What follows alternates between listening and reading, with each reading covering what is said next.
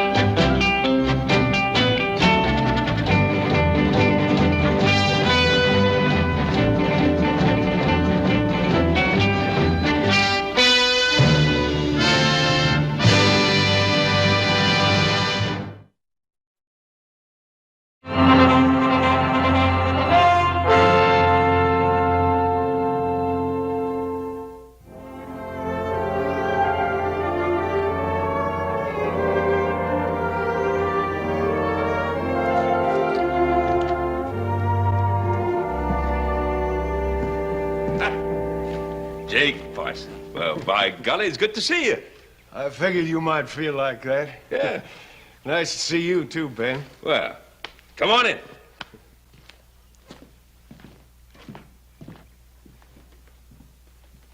Not many days happen like this, Ben. I figure a man ought to enjoy them while he can. Yeah.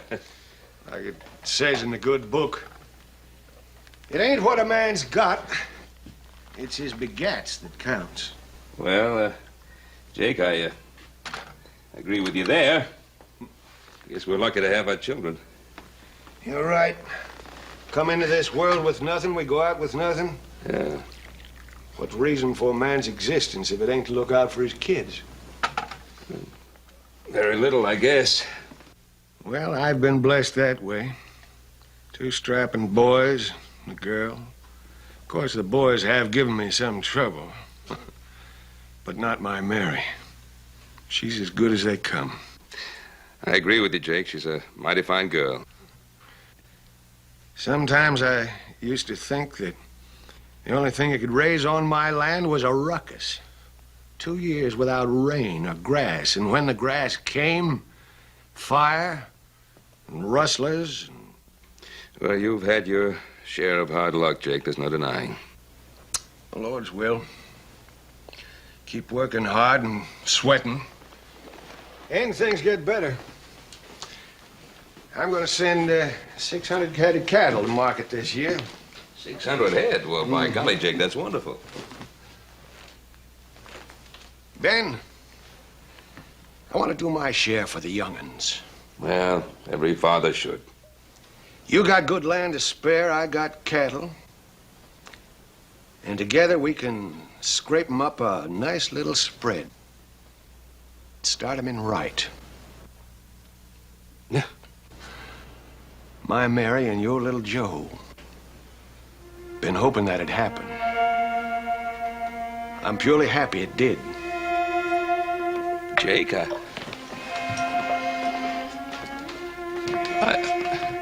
don't rightly know what you're aiming at. Well, now, a church wedding would have been more to my taste, and a barbecue and a dance after, but... I finally tracked that sorrel down, Fun. How you doing, Mr. Parsons? Well, little Joe, how's Mary? Mary? Joe, sit down. bad enough for Mary to elope, but the least you could do would be to bring her back afterwards so we could help celebrate. Hey, Mary eloped, huh? Who with? Oh, now, little Joe, I know about you young'uns. I couldn't be happier. Jake believes that you eloped with his daughter Mary. Me? Oh, well, heck no, sir. I didn't elope with anybody. Now, little Joe, there's no need to lie about it. Well, I'm not lying. I haven't even seen her. Mary told me and the boys that you're going to take her on a picnic yesterday. Me? Yes, you. She drove out in the buggy to meet you a little after noon. And she ain't been back since. Now, if you didn't elope, suppose you tell me where she was all last night and where she is now. Well, I don't know. I told you I haven't seen her. Where was he last night? My son is old enough to answer for himself. You know where I was. I was out looking for that sorrel. Got late, so I camped in Buckhorn Flats. It's your answer, Jake. Where is she? Now, look, all I can tell you is the truth. I didn't see her. If she went on a picnic with someone, it wasn't me. Jake. She said she was going with you. Well, you must have heard her wrong.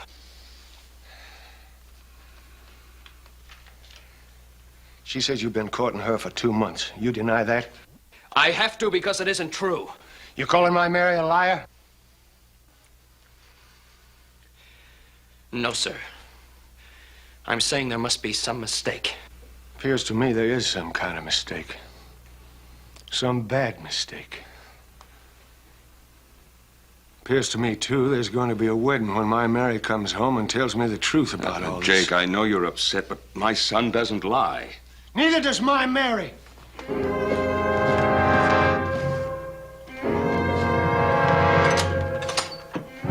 Parsons may not be as rich as Cartwright's, but we do know the difference between right and wrong.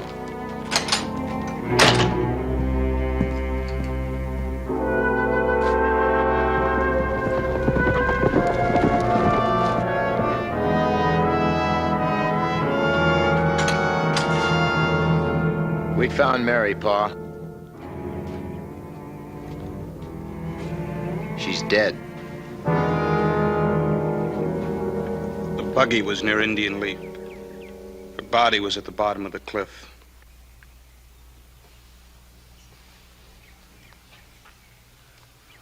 Jake, this is terrible. Is there anything we could do? You Cartwrights have done enough. I want to see my daughter. You boys take me to her.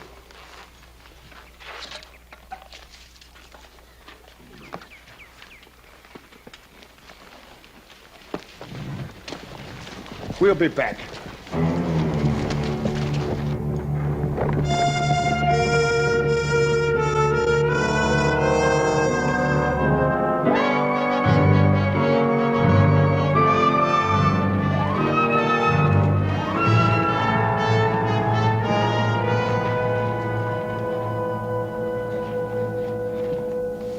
Oh, no. Someone might come in. Let them.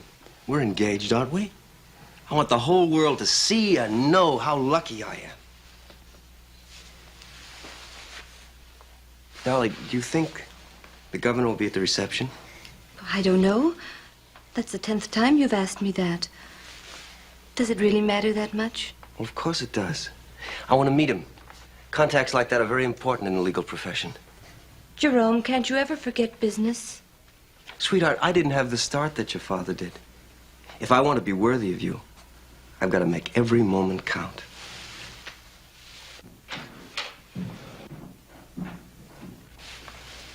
Mr. Cartwright, I didn't know you were coming in this afternoon. Well, we hadn't intended to, Mr. Bell. Well, Betty May. Is Hiram in, please? Yes, sir. I'll tell him you're here. Thank you. Mr. Cartwright to see you, sir. Ben? Little Joe. Well, this is a pleasant surprise. What brings you into Virginia City? Ben? Well, Hiram, trouble. We need your help. Oh, I'm sorry to hear that, Ben. Now, that's what I'm here for. Come in, come in. Hiram, this isn't an ordinary legal matter. You make it sound pretty serious, Ben. Well, it is. It's quite personal. I'll be outside if you want me, Mr. Wood. What do you think the trouble is, Jerome? I've never seen Ben Cartwright so upset. People are always upset when they come to a lawyer's office. That's why attorneys like your father get such large fees. Jerome, that's a fine way to talk about your future father-in-law. If you worked as hard as he Oh, does... darling, I would. But every hour I work is an hour away from you. We'll try working for an hour anyway. I'll be back at 2. We can leave for the reception from here. I'll be waiting for you. Ben, I can understand your concern about this, but I don't see what you got to worry about. If little Joe's chasing a horse in Buckhorn Flat all day, there's no way he can be implicated in the death of this girl. Well, maybe not legally, but Jake Parson and his boys think he is implicated. Well, Ben, it was a terrible tragedy. They were overwrought. Well, I can understand that, but I don't want my son gunned down by someone taking the law into his own hands. Don't you worry about the Parson boys, Pa. I can take care of them. You'll do no such thing. You'll go to the sheriff and give him a full account of your whereabouts these last few days. And Ben, you tell him what transpired between Jake Parson and yourself.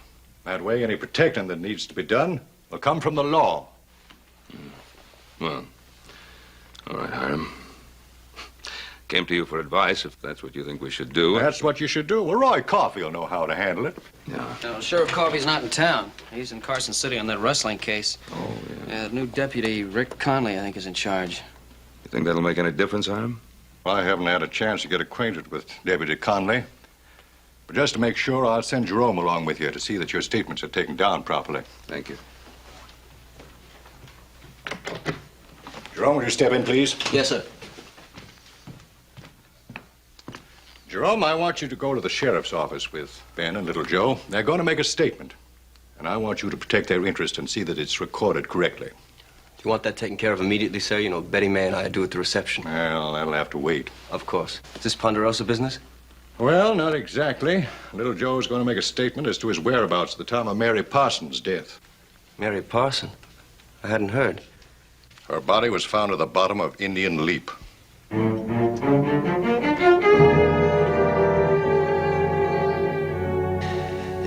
Prior to the company and Parson in the company of others. Well, this seems to be perfectly all right. All right for you both to sign it.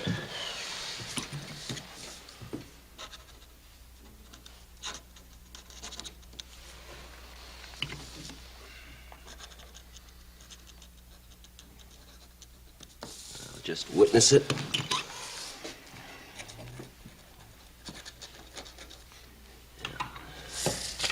That should take care of things. Unless there's an inquest. Inquest? Well, I see no reason for an inquest. It's obviously a case of accidental death. Well, maybe it was and maybe it wasn't. That's not for me to decide. That's up to the coroner. Well, I feel that an inquest would be completely out of order in a case like this. Well, mister, I don't care what you feel. I'm running this office until Sheriff Coffey gets back, and I'm not about to decide anything until Doc Martin tells me whether it looks to him like this girl was hit, choked, shot, or whatever before she took that fall. We can understand your position, Rick, and we'll go along with anything that's necessary. Do you want us to stay in town? Might be a good idea, Mr. Cartwright. Jake and his boys brought the girl's body in. Doc Martin's making the examination right now. You gentlemen will excuse me, I'm late for an appointment. However, I must advise you that even if there is an inquest, there's no need for you to stay in town. There was no witness to involve little Joe. I'll be able to handle everything at the proper time. Thank you, Mr. Bell. Bye, sir.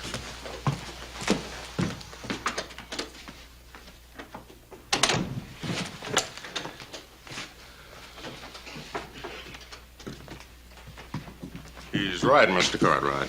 I can't keep you in town unless you want to stay.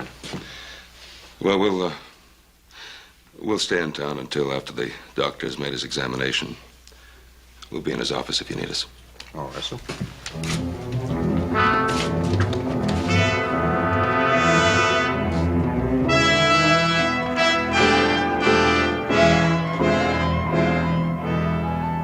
What's the doctor going to be able to tell us? I don't know. The more information we have, the better we'll be able to reason with Jake Parson.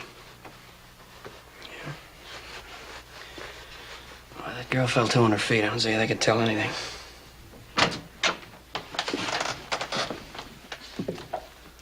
Doctor, were you able to reach any conclusion? There's one conclusion that was easy to reach. What was that? Every bone in her body was broken. Was there anything to indicate that, well, it was anything but an accident? Not specifically. Well, then it was an accident, then. Could have been. Or it could have been suicide. Suicide? What makes you say that? She wasn't married, was she? Well, you know she wasn't. She should have been.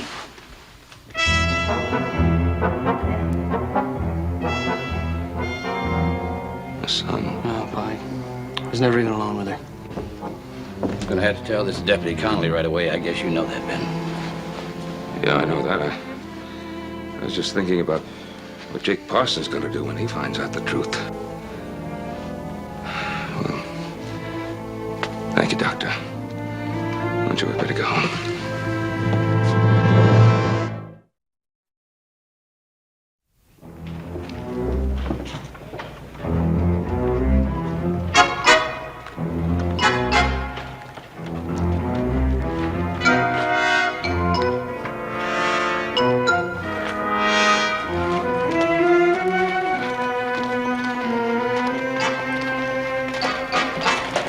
Hi, Ben.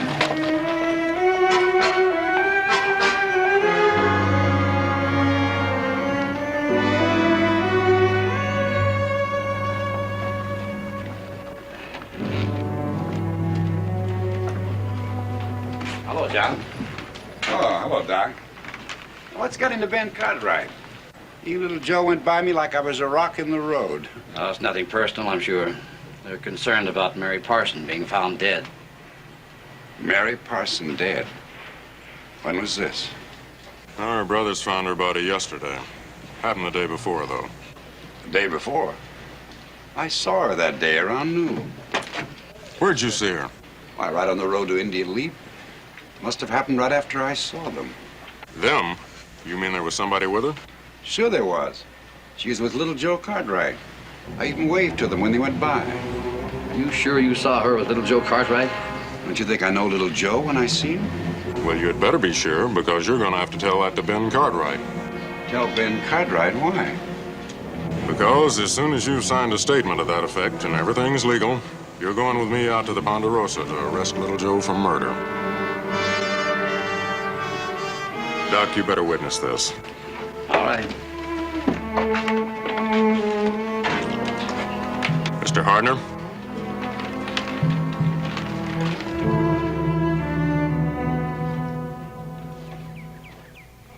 Howdy. Rick, Mr. Hardner. Howdy, Hoss. Howdy, Hoss. Your pa home? Yeah, he's inside. Come on in.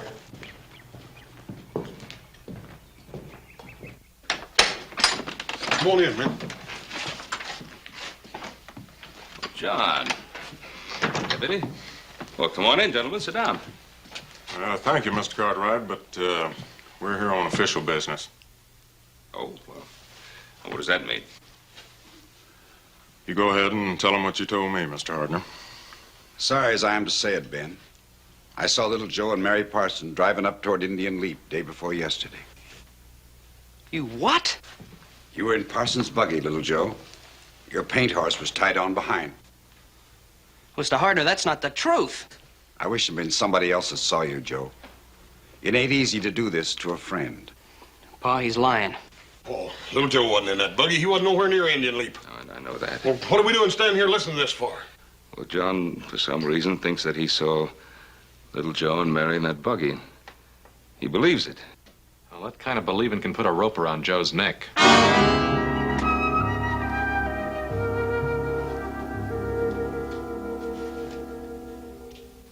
And you still say that you weren't there. Of course I say it. I wasn't within 20 miles of that place.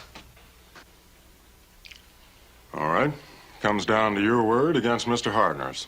In a case like that, a jury's going to have to decide it. I'm sorry, Joe, but I'm going to have to take you in.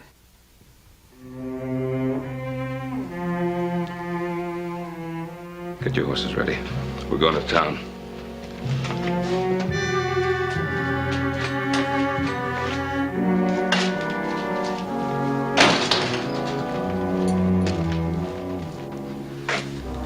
you, boy. Never doubt that for an instant.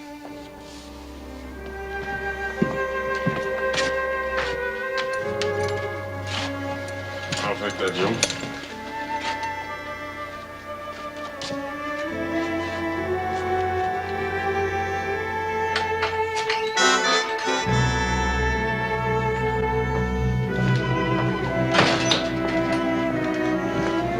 Stop right there, all of you. You don't have to do this. Little Joe's under arrest. We're on our way to town. Get out of the way, Cartwright. I come out here to get one, but I'll take two if I have to.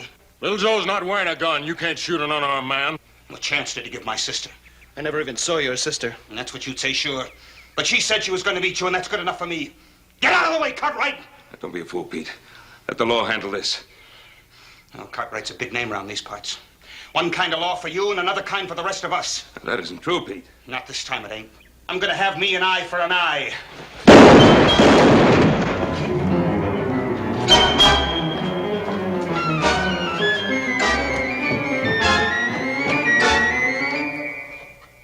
You ain't out of the woods yet, Cartwright. Wait till my pa and brother hear about this.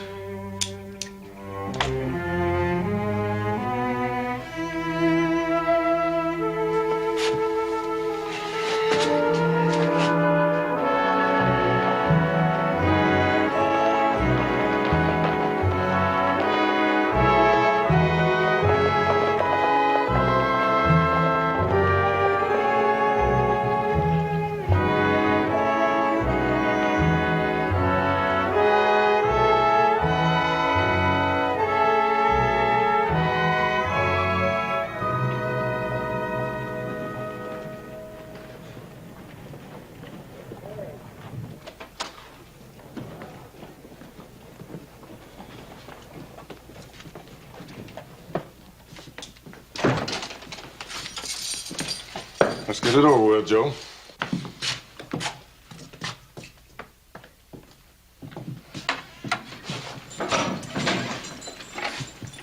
Well, I'll say it again. I wasn't within 20 miles of Indian Leap. Then you got nothing to be afraid of. Now, haven't I? All I saw was a rabbit, a buck, and that sorrel. They gonna testify in my behalf? Well, I guess somebody better tell Jake Parson about Pete. Don't worry. I don't doubt that all the Parsons have heard about it by now. Yeah, I guess you're right. I gotta see Hiram Wood. You boys coming along? No, we'll keep Joe company. Yeah, make sure you don't get no uninvited company. That's a good idea.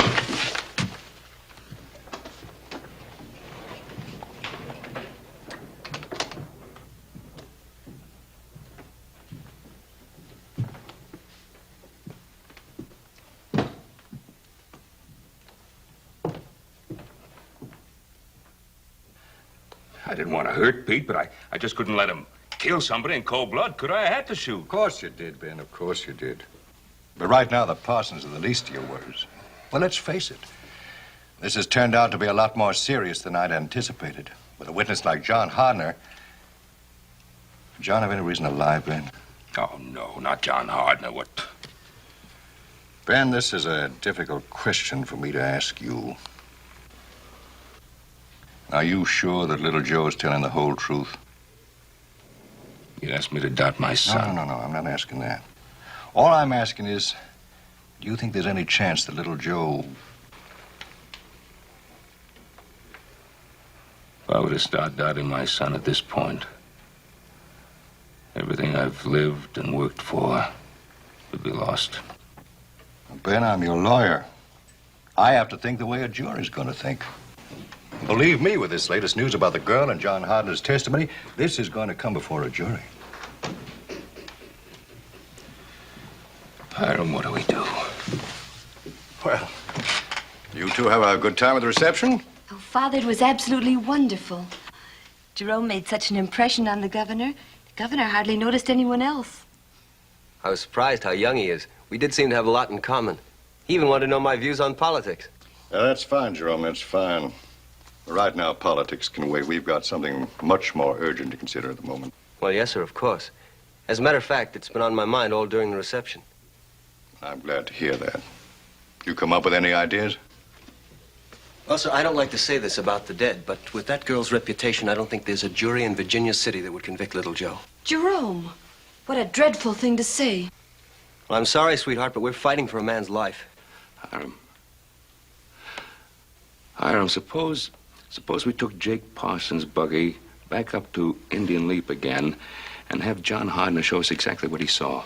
That might be an excellent idea, Ben. If there's any possibility of showing that John Hardner was mistaken, why, I think That's just it. But what happens, sir, if it confirms John Hardner's statement? Then we'll have no case at all in court. No, sir, I think we've got to fight this out on the basis of the reputations of that girl and Mr. Cartwright's son. Mr. Bell, we are going on the assumption that little Joe is innocent. Yes, sir, of course.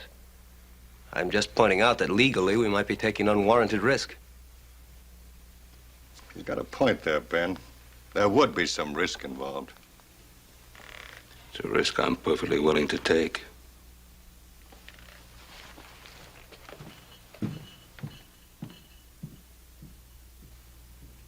I hope we don't regret this, Mr. Wood.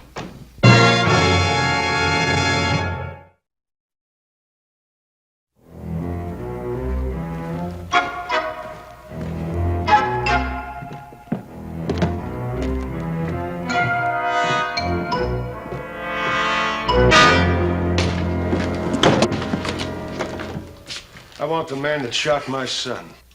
The rifle, Jake. Put it down. You won't need it in here. Where's Ben Cartwright? I'm right here, Jake. Pete took the law into his own hands, tried to shoot an unarmed man. Mr. Cartwright did the only thing he could do in self-defense. It's true, Jake. I saw it. Hardner, seems to me like you jumped the fence. You was going to testify little Joe was with my Mary. Now you're siding with Cartwright's. I'm not siding with anybody. I saw little Joe and Mary up at Indian Leap. I'll say it under oath. I also saw Pete trying to shoot an unarmed man. I'll swear to that, too. I had no choice. I'm sorry it happened, Pete. One of mine dead, one shot. And all I hear anybody say is, I'm sorry. There's one thing we can do, Jake. We can take your buggy up to Indian Leap again in the morning. Why? So John Hardner can show us where he was when the buggy passed him. We can all get a good look at what he saw. Hardner says he's seen little Joe. You want him to change his mind? My son's life is at stake. I'm just trying to get at the truth. All I'm thinking about is my daughter was killed. And your son did it. Well, now, supposing it wasn't little Joe. Suppose it was somebody else. Wouldn't you want to know who it was?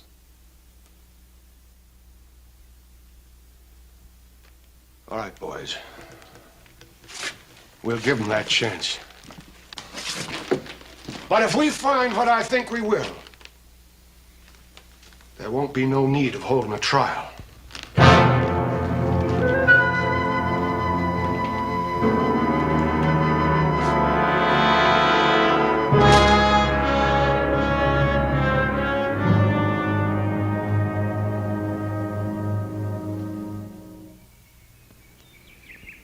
All right, bring on the buggy.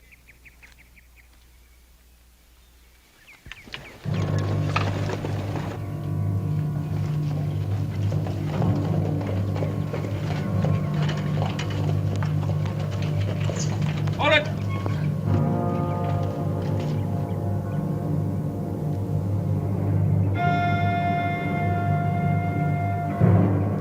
Hey, John, is this as close as you got to that buggy? Just about the exact spot, Ben. Well, we can't see the man's face, and we're afoot. How can you see him sitting as high as you are? I didn't say I could see his face from here. I sure saw his paint horse tied on behind the buggy. He probably turned and looked when you got down on the road. Stop putting words in his mouth. Move the buggy on down the road. Now you ride down to the road and make your turn.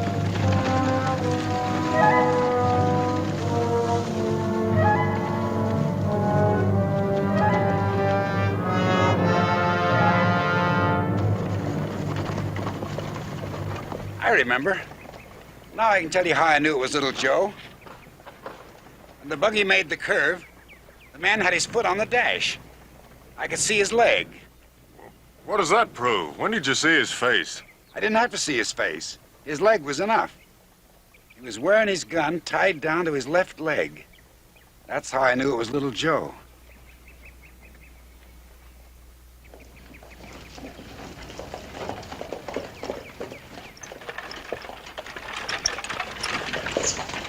Well, what'd you find out? Just what we knew we'd find. Well, Deputy, what do you say now? Inquest will be in my office at 2 o'clock. I'm just seeing to it that whatever needs doing is done proper and legal. My sister's dead. The man that pushed her off that cliff is still alive. You call that legal and proper? I said there'd be an inquest and a trial. There'll be a trial and a hanging. We heard what you said, Mr. Hardner. And if you don't say it again so everybody can hear, you won't live to get off that witness chair.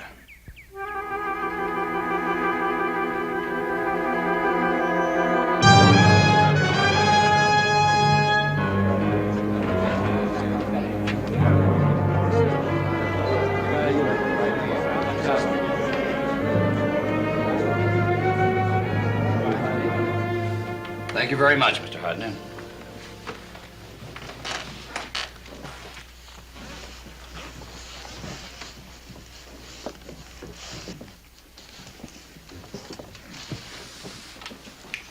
Will the foreman of the coroner's jury please rise? Have you reached a verdict? Yeah, we sure have. State it.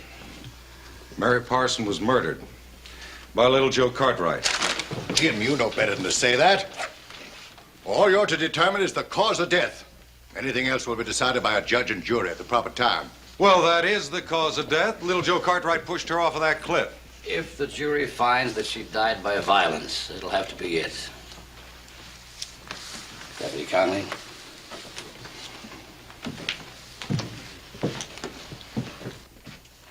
Joseph Cartwright, you're hereby bound over to stand trial for the murder of Mary Parson.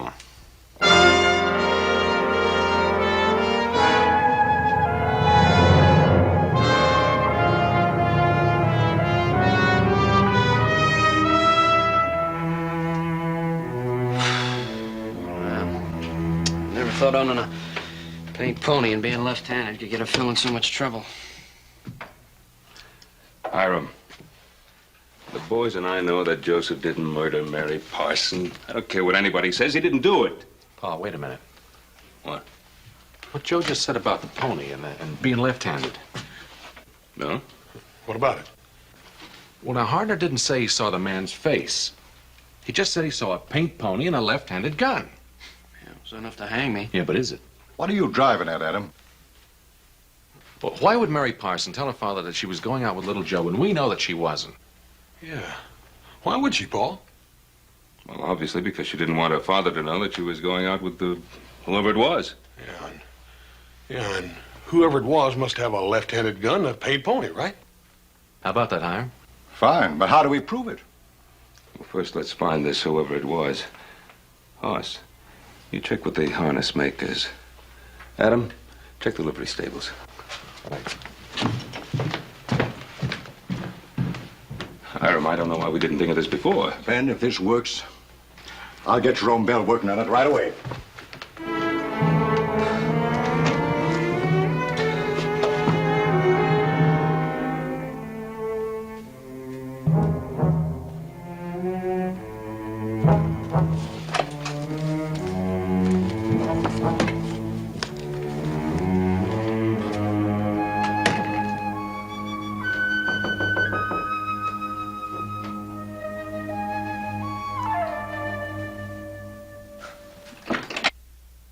Sweetheart, what a surprise. I really shouldn't be here, but I wanted to talk to you. And Papa said you'd be here working. I'm glad you're here. I'm always glad to see you. The shy and proper Betty May. All these books. Do you have to go through them all? I'm planning little Joe's defense. Or trying to. If I had it my way in the first place, we'd be in a lot better shape. Jerome, I'm sure Father knew what he was doing. I hope he lets me take over this case. I feel I can do as well as any man alive in that courtroom. But I have to win your father over first. Sweetheart, you could help me with that. This is such an important case, Jerome. Little Joe's life's at stake. That's what I mean. If I win this case, I'll be the most sought-after lawyer in Virginia City. We can get all the things that we've planned for. Your father will take me on as a full partner and... well, who knows? The governor was a lawyer. That's the way he started. Of course, Jerome. I'm sure all those things will come in time. But right now, we must be thinking about little Joe. Thinking isn't enough. The evidence clearly indicates his guilt. Well, I don't think he's guilty. But it's what I can convince the jury of that counts. Well, I can't believe he's guilty. Jerome, I don't believe he'd push anyone off a cliff. Given sufficient provocation, any man can commit a murder. That's not my definition, sweetheart, but you'll find it in any legal text just the same.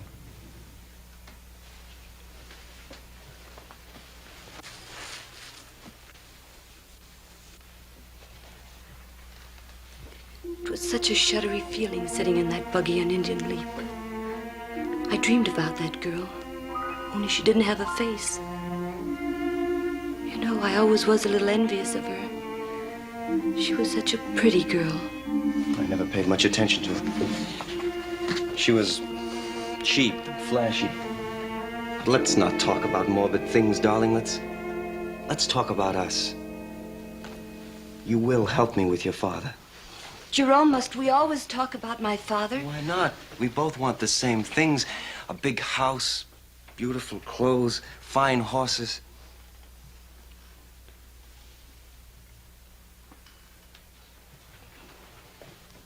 I just want happiness. I just want...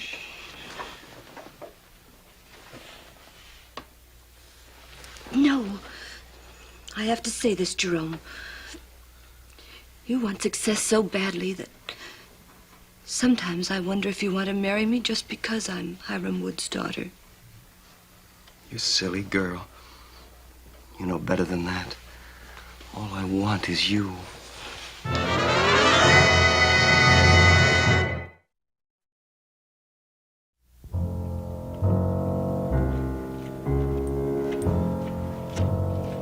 Cartwright, I'd like a word with you.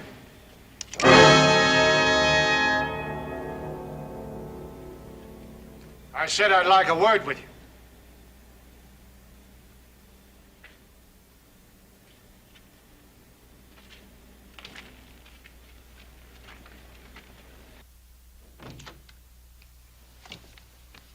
Well, to what do I owe this unexpected pleasure, huh? I thought you and Jerome were going to the governor's ball this evening. We are, Father, a little later. Jerome went to the hotel to change. He's been working so hard. I was lonesome, so I thought I'd wait here. Am I interrupting anything? No, just catching up on some odds and ends. Here, sit down. I'm sorry I've been neglecting you lately, darling, but I just never seem to get caught up. Now this nasty business with the Parson girl has to come up. I know, Dad. It's been a strain on Jerome, too. I wish you both could slow down. Now you sound just like your mother used to. I can't imagine Mother ever scolding you about anything.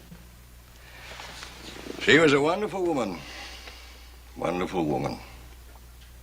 I just hope that you and Jerome will have the happiness your mother and I had. Of course you will. I hope so, Dad. Well, you don't have to sound so desperate about it. Dad, we don't have to lie to one another. Most girls my age are married 5 years and have a family. I'm not the prettiest girl in town, and I just don't want to make a mistake. No. What's this? Do you and your young man have words or something? I suppose I'm being silly. It's just that sometimes it seems as if Jerome loves his work more than he does me. Oh, so that's it. Well, sweetheart, I doubt very much that you're the first woman ever to say that. Jerome's a very ambitious young man. That's it. Ambitious So terribly ambitious. It frightens me. Dad, at the reception, when Jerome met the governor, it was just as if suddenly I ceased to exist. Baby, baby, now you are being silly. I suppose I am. I shouldn't be bothering you with my troubles. Of course you should. Of course you should. That's what I'm here for. Now, you run along and have a good time. World looks a lot prettier under a full moon, you know. Thanks for talking to me, Dad.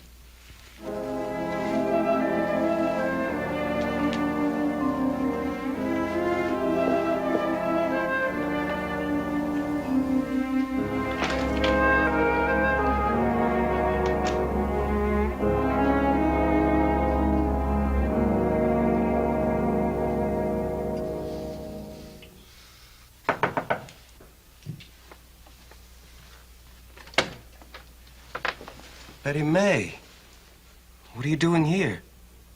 Is anything wrong? No, there's nothing wrong. I just wanted to see you.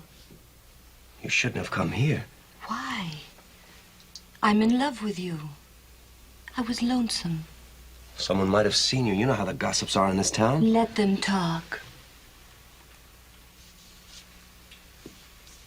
I'm not ashamed of my love. Are you? Of course not. I just didn't want you to see how I live. I'll be with you in a moment.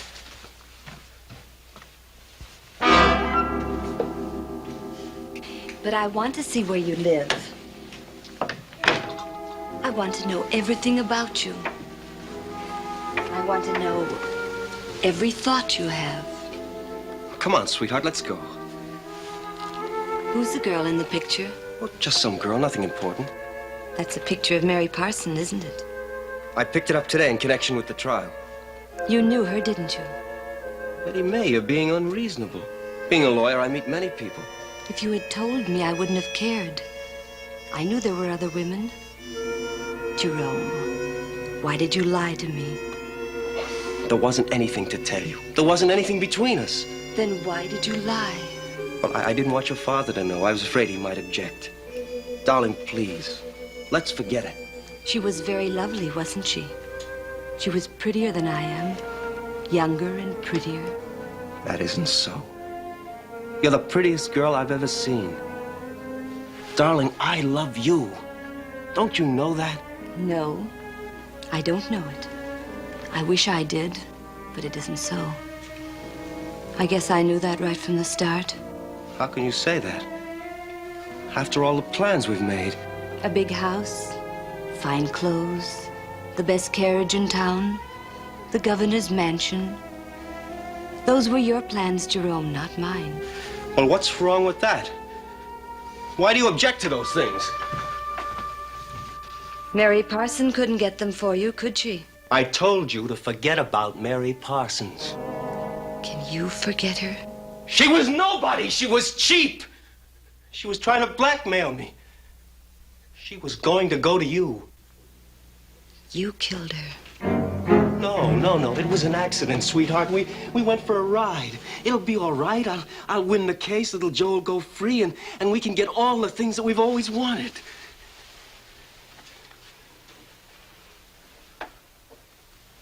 What are you going to do? I'm going to tell my father. Betty May, I couldn't let you do that. I couldn't let you do anything like that.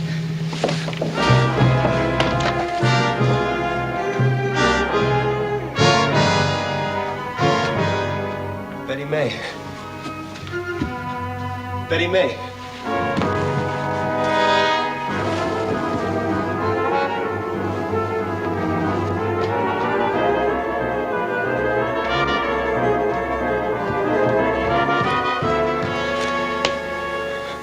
Betty May.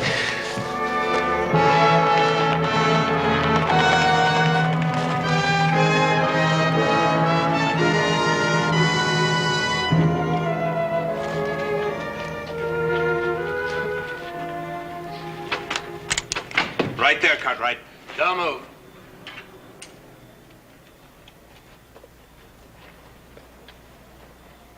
You want to see your paw, don't you? Move.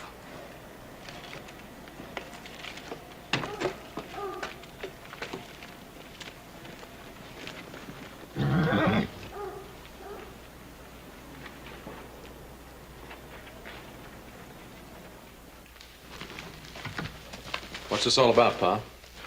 Oh, these stupid people think they can take the law into their own hands. We don't think it, we know it. We're gonna move on that jail, take out your son, and string him up. Little Joe didn't kill you, Mary. We got the proof. There's a bill of sale for a paint pony. Let's see. Here's one for a left-handed holster signed by John Solly. Jerome Bell. That's right. Do you believe us now, Jake? I hope this ain't a Cartwright trick. All right. We're gonna pay a visit to Mr. Jerome Bell. All right, boys.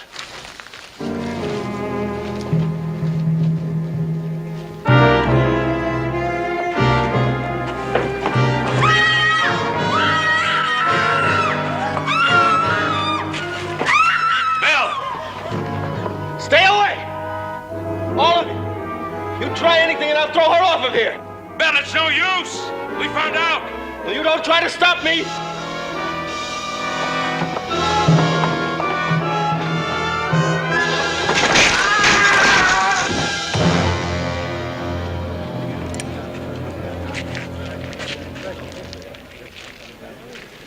Better go to your daughter.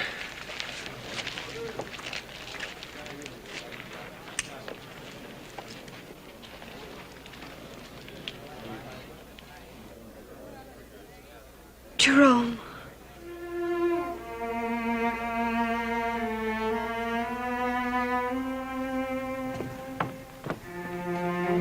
Betty May, it's all right. It's all right.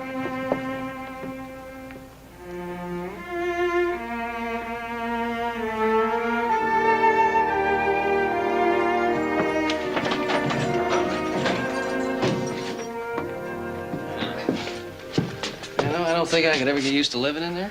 Good to have you out, Joe. Oh, I don't know. It's been kind of peaceful around the Ponderosa the last couple of days.